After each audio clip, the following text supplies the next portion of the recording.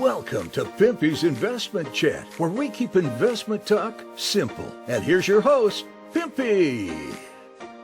What is going on out there, peeps?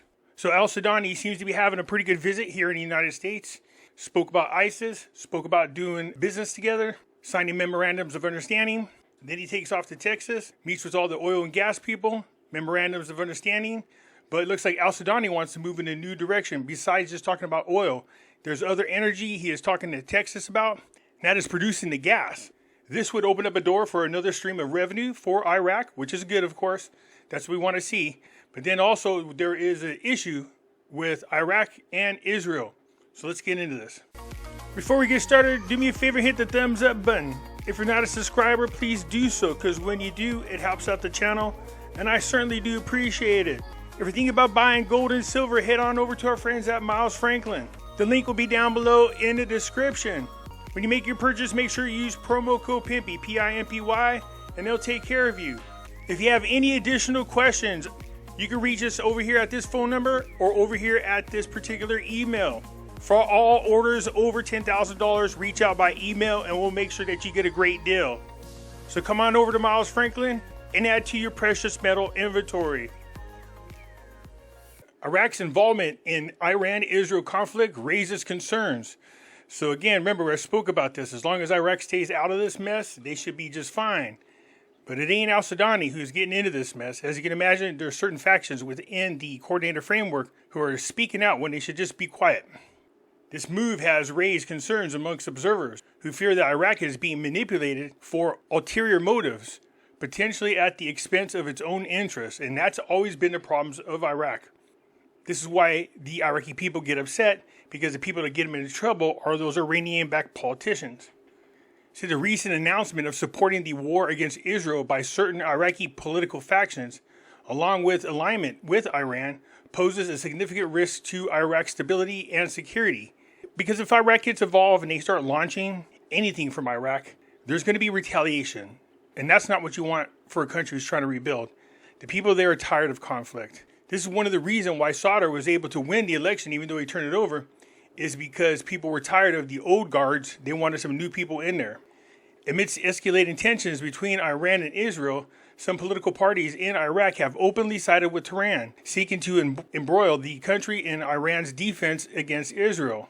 This move has raised concerns amongst observers who fear that Iraq is being manipulated for ulterior motives, potentially at the expense of its own interests. Political alliances that prioritize one party over another, even if it means supporting Tehran in the Iranian-Israel conflict, risk jeopardizing Iraq's diplomatic relations and national security. It is important to keep a balanced view of the situation and deal with it carefully. While expressing solidarity with Palestine, it is equally vital to safeguard Iraq's interests and sovereignty. So see, even this person knows if Iraq starts going down a path that they should not be, everything that they work hard to get could be taken away from them.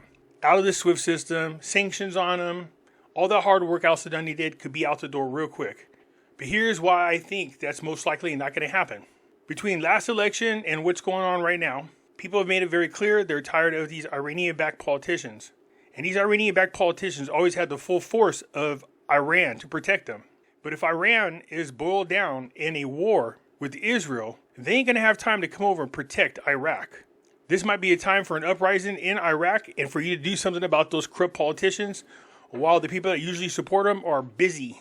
Al-Khalib also highlighted in the recent Iranian attacks on Israel has prompted some Iraqi ministers and parliamentarians to vocally support Tehran's actions, seemingly without considering the long-term consequences for Iraq, because they don't care. Those politicians are rich. That's like our politicians. They don't care about decisions they make because it doesn't affect their pocketbooks. The short-sighted approach risks entangling Iraq in a conflict could have far-reaching implications for its future stability and prosperity. There is a high possibility for the entanglement of these groups in this war and become an active participant in the conflict. As tensions persist in the region, it is imperative for Iraqi leaders to prioritize the country's interests and refrain from actions that could escalate hostilities and undermine Iraq's position on the international stage. Iraq's geopolitical position has made it susceptible to regional power struggles and conflicts. The country's delicate balance of internal policy and external pressures has often placed it in a challenging situation where navigating alliances and maintaining sovereignty requires careful consideration and strategic decision making. Early on April the 11th, during a press conference with Japan's Prime Minister, President Joe Biden had anticipated Iran's attack on Israel and expressly confirmed the U.S. ironclad support of Israel against any attacks. Yeah, I mean, that's what he's saying publicly, but I wonder what the truth is behind the scenes. Remember, all those Democrats were jumping up and down for Palestine until they caught a bunch of backlash over that. During the same press conference, Joe Biden hinted at the possible involvement of Iranian-backed militia to publicly align with Iran. Biden's remarks came as a major U.S. media outlet, Bloomberg News, reported that the U.S. and its allies believe major missile and drone strikes by Iran or its proxies against military and government targets in Israel are imminent. Despite the desire to avoid escalation, the crossing of the red line, direct Iranian strikes on Israel's soil, poses a significant challenge. Israeli right-winged voices are already clamoring for retaliation, underscoring the precariousness of the situation. So far, they've managed to stay out of this whole situation, but again, having Iran around is like having a twin brother, but your brother just keeps getting into fights when he don't want to fight. But he just continuously gets in fights and you get dragged into them. That's what it's like. So another reason why I believe the coordinated framework is concerned about Iran getting involved in conflict, it doesn't seem like they care too much about the early election. Experts, Iraq unlikely to hold early elections due to legal logistical hurdles. Like I said, how can they get Iran to back them up and use force if they're embroiled inside a conflict with Israel?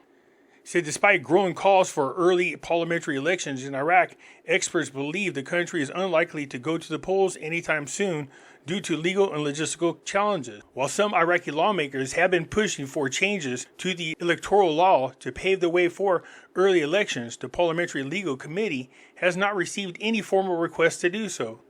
We have not seen any parliamentary move to submit a draft law or a bill to amend the electoral law, said Maliki, a committee member.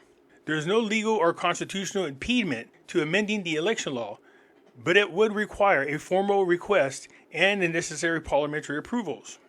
The law, like any other law, can be amended. It happened with the Third Amendment when lawmakers submitted a formal request and the necessary signatures. An amendment suggested by the government is no different and follows a similar process, he continued. It's all down to the formal request. Without it, it is barely a media show.